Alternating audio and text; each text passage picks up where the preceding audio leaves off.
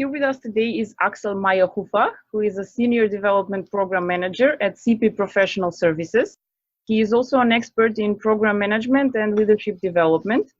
Axel, welcome and thank you for doing this interview. Yeah, wonderful. Thank you, Anna.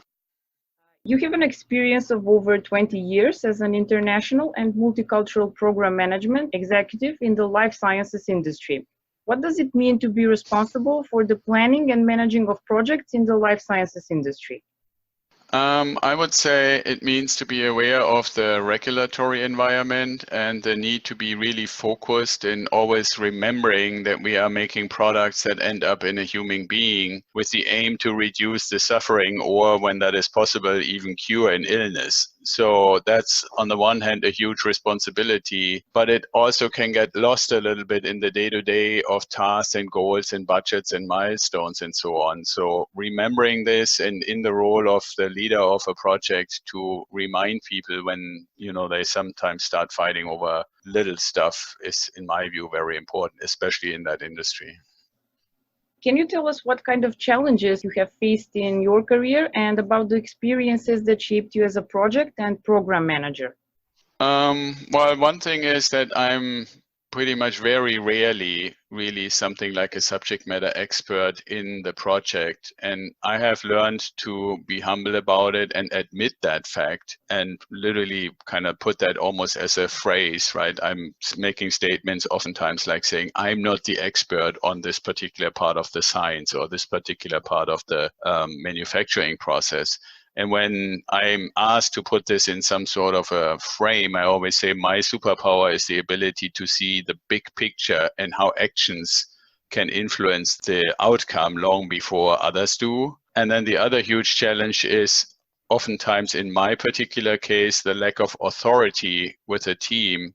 Because when I come in, I'm oftentimes or almost always I'm being asked to come in as a consultant or as a contractor when the team is put together and then asked to execute and deliver the project. And that can be pretty tricky in comparison to somebody who is like the senior director of projects and has basically people reporting to him or her and has the authority to actually do certain things or reprimand people. So it's a different kind of a relationship that can be tricky.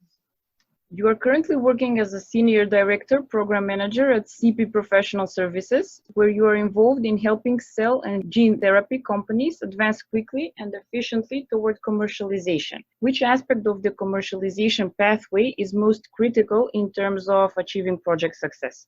This is a pretty new field in the bigger field of life sciences. So in the gene therapy and stem cell therapy space, a lot of these companies are really excited and fascinated with the science, and they want to get to commercial as quickly as possible. And so that also means that they basically look at almost anything through the lens of science and what I call the left brain mindset. Right. So everything is basically a scientific problem. And what I'm trying to do is pushing to balance that out with kind of like the human component, the cultural component, the communication and performance components and stuff like that, and hopefully achieve that level of balance. So it's not everything. That's really the aspect that I think makes the difference as a critical aspect to success, is not to make everything being defined by cause and effect, but also take other components into account. You have worked as a global project management consultant for Roche, but also as project and program facilitator for Fortune 100 companies. Can you tell us if there is one universal rule that should always be applied when a successful project delivery is in question? Or does every project have a story of its own and the advice you give and approaches you suggest differ from one project or program to another? Well, I would say all projects have in some way their individual stories, and they have their certain twists and turns that you only find in that project, but not necessarily in the other. But when you ask about like a universal rule, I would say for me, it's basically a combination of two rules. The first one would be to say always apply what's called the golden rule, which basically means treating other people the way you want to be treated. And then the second one, and combining the two, would be to put more emphasis on the development of great, lasting, trusting, dependable, respectful relationships than putting so much focus on processes and the financials and the rules, budgets, and milestones and tasks, right? So more on the interpersonal side than purely on the mechanical and process approaches. So combining, the way you treat people and want to be treated by people, and then really putting an emphasis on the relationships and the main characters of the relationships in balance, right? Like you still need the other stuff, but those things need to be balanced. And when that happens, and I had the good fortune to have that happen a bunch of times, then the projects are really fun, not just from the outcome, but for everybody in it while you're doing it. You have worked as a CEB Learning Project Manager for Bayer Healthcare in Berkeley. What determined the success of the expansion project for the Kovaltry product? Was the success determined immediately upon project delivery or by the measured results and effect on hemophilia patients long after the project was delivered? I would say the answer is probably kind of to some extent both. So the benefit of the new drug for patients was very clear from the start, even before we really gotten into the project, because in the past, the patients had to inject the blood clotting factor 8, as it is called, every day. And now with the new drug called Kovaltry, they would only have to do it once a week.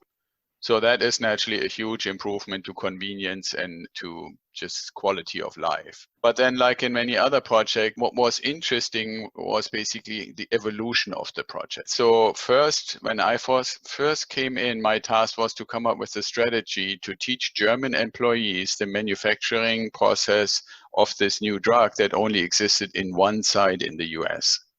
And then when the strategy was identified, the question of implementation was in focus, and we realized that we will need multilingual documentation, that we will need find ways to train people while the actual production process was still ongoing, because that couldn't be stopped, and we didn't have something like a simulator or a laboratory or anything like that. And then when the training program was basically created, we ran into issues of union rules because the German employees were still under contract in Germany and had to follow their rules as far as hours of work per day, the compensation, how much time off, etc.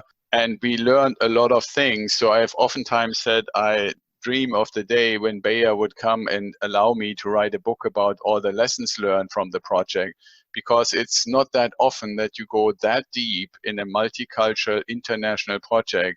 And I think whether it's for a big company like Bayer or other companies who look into these international kind of projects, there were a huge number of lessons learned where we tried something and it failed, and then we did it a different way and it worked. And through that process, sometimes we were right first time, and sometimes it took 2 or 3 tries to be successful. And to put that all in one concise description, like a story, that would be kind of cool.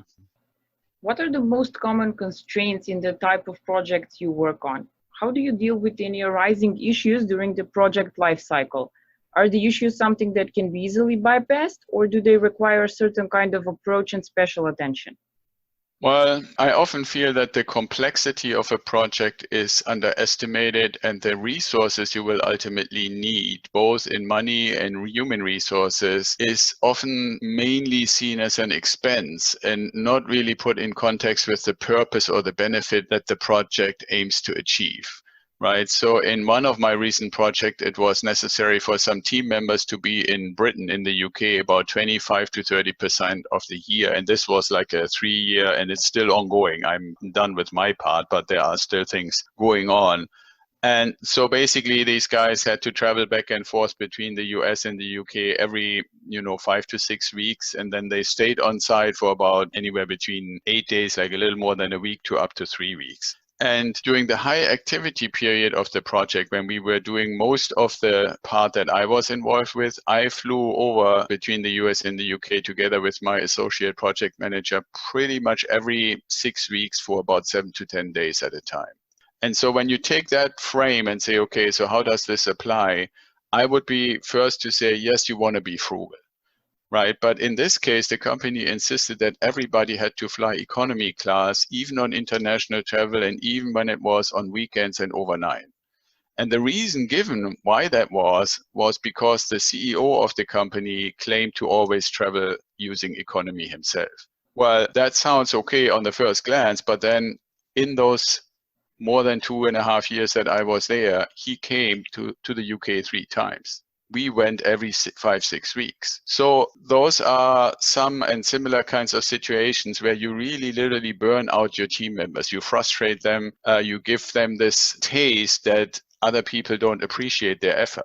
Right. And as the project manager in charge, I try to motivate them. I, get them incentives. One year I was able to get them a bonus at the end of the year for all their extra work and extra time. I gave them time off when they came back from a trip, even though it wasn't considered vacation. I just said, okay, pretend you work from home, right? And stuff like that. But for them, it felt like the organization didn't really recognize the challenges that meant, not only on them, but also on their families. And interestingly, in one of these kinds of projects, mainly involving German employees, they pretty much quickly started looking for new projects or left the company, which meant, if you really think of it from a project perspective, there is a core part, right? You have this kind of ramp up where you get to know each other and stuff. And then there's this core part where the most of the work happens. And when people get burned out during that phase, then get frustrated and start leaving, either during the project or shortly after, there is this enormous drain on knowledge.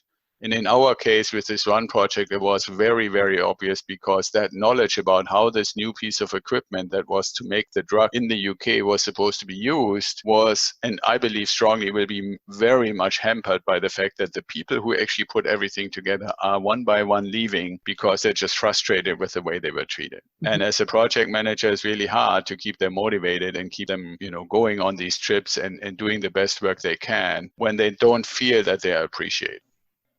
During your many years of work, you have had the chance to lead a team of people of various backgrounds and disciplines. How challenging is to lead cross-functional teams? How do you transform different variations of input into one cohesive final output? Well, it's definitely a difficult thing. I find it even more challenging when the team members come from different cultural environments. And as you know from my profile, I work in North America and Europe, and often in cross-cultural, multicultural functional teams.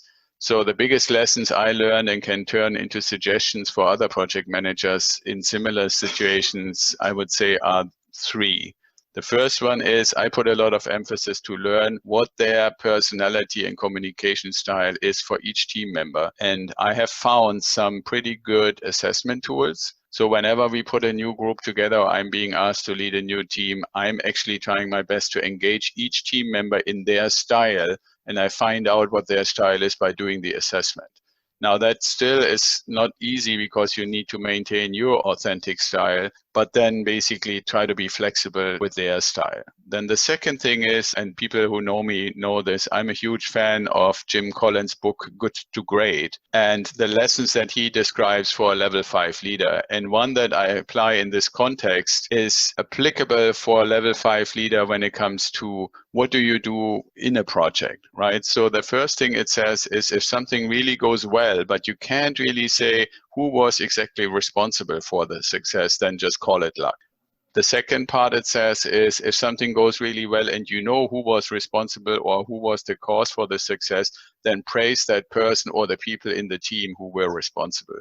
And if anything goes wrong or doesn't come out the way it was anticipated or expected, then blame it on yourself, but not just by saying that to yourself, but both admitting it to the team, and even most importantly, defending the team and the project to leadership or to your boss or to whoever you have to report to.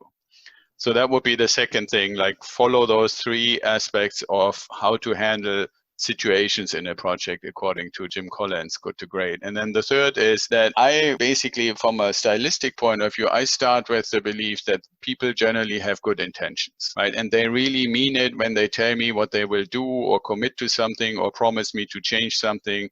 So I'm always happy to help them if they need coaching or mentoring or motivation, or just sit down and talk through something. But when they prove my belief in them is wrong, I'm not necessarily very good at giving second and third chances. And I tell them right up front.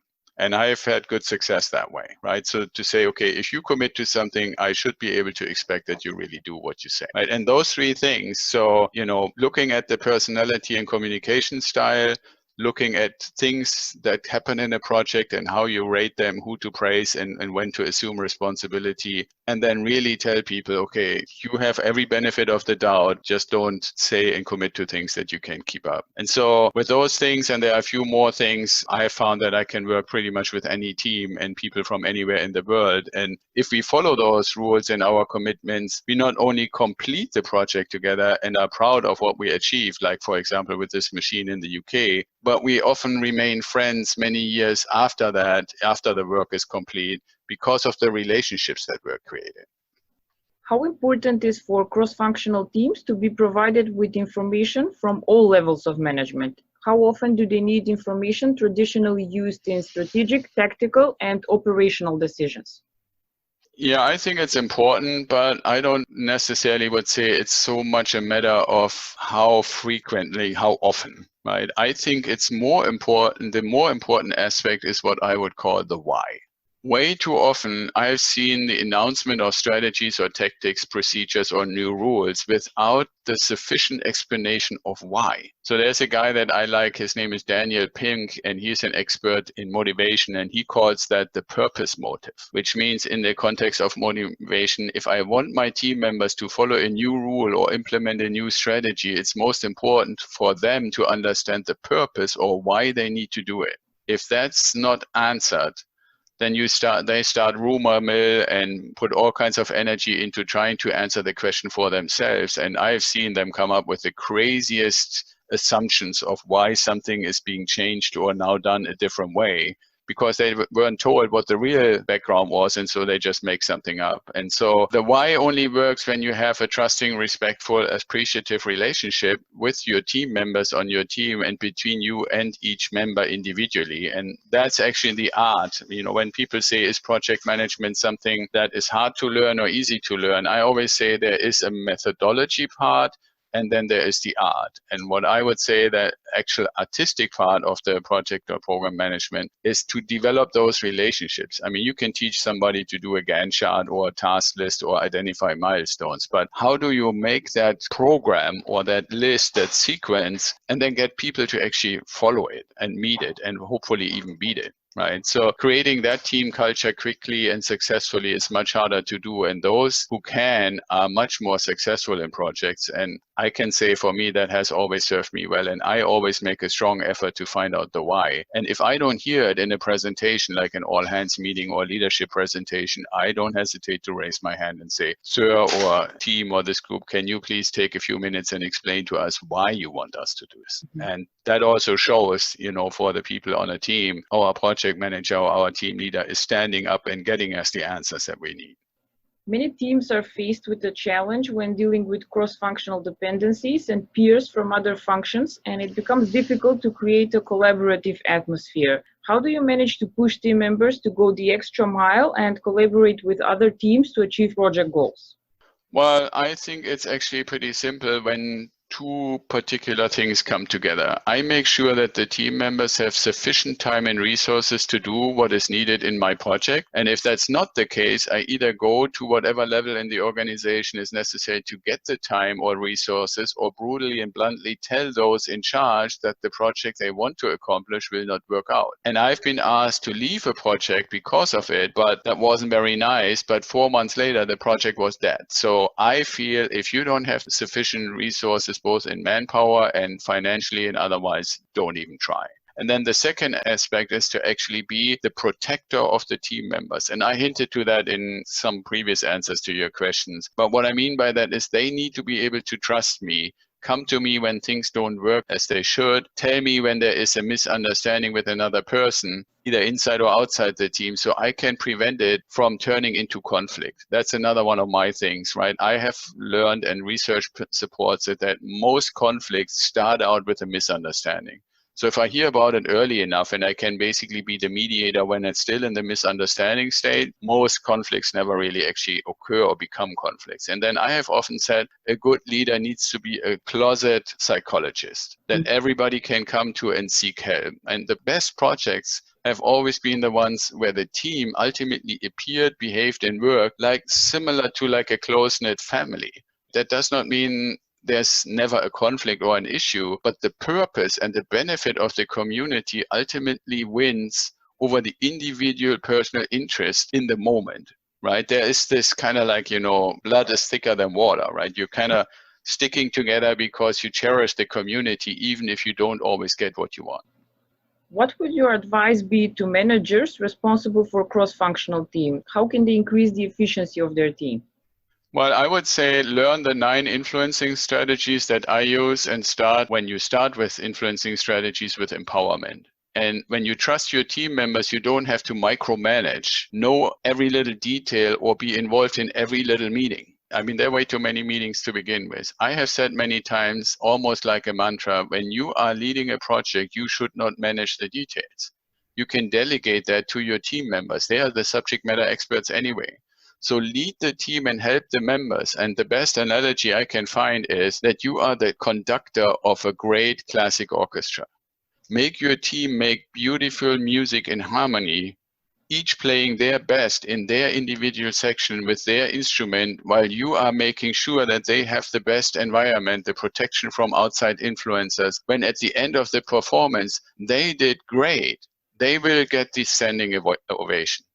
And if the results are disappointing, then the conductor deserves to be blamed for not being able to get the best out of the orchestra. So be the best conductor of your orchestra you can be, is my advice. Realize that it takes practice. I mean, even if you have done projects before, and with this analogy, I say no orchestra invites the public without any practice under their belt. So ask leadership for some patience when you don't have a perfect harmony in the first few weeks of a project. And finally, don't forget that each new project requires you to shuffle the members of the orchestra and the instruments needed to put together the best performance possible. And if you look at it that way, I bet your projects will be more successful, or at least more successful than with an approach that is purely methodical. Make MS project and make it targetless and milestones and stuff like that. If you really look at the team you have as the members of an orchestra that you are the conductor of, I bet you will have a better project. What would your advice be to all project managers? Which skills do you think they should focus most on developing in order to bring significant value to the projects they manage? Well, I suspect what I am going to suggest might be controversial, because especially for those who push for everybody to have or get a PMI certification, I suggest putting as much emphasis as you can on the development of your communication and relationship building skills as you do on any of the other project management skills. And I think the better you can develop the relationships with all the people you encounter and communicate well with, the easier it will be for you to manage the project. As I said earlier, anybody can learn how to cook a meal following a recipe, right? If your project management is aimed to be comparable to the meal prepared by a 5-star chef, you need to develop the art of communication and relationship building. So I would say, ask yourself, do I want to be able to follow a recipe on the box, or do I want to be a 5-star chef that people can't wait to enjoy a dish from? If each project looks like a cookie cutter approach, like you making a cookie the same way every single time, regardless what the project is, you probably have good reason to expand your skill set. And at this point, by the way, Anna, I'm happy to help people with this. I've been doing this for a long time, and you can ask anybody I've been involved with in projects. It's really the relationship part, being the conductor, having the aim to do things at a really level of excellence and not just following through the motions. Axel, thank you for joining us today, for providing advice, and for sharing your professional experiences with our readers and listeners. Yeah, absolutely. You're very welcome. And if anybody wants to look me up on LinkedIn or get in touch with me, feel free to do so. I'm always here and happy to help. Of course. Thank you very much. Thank you.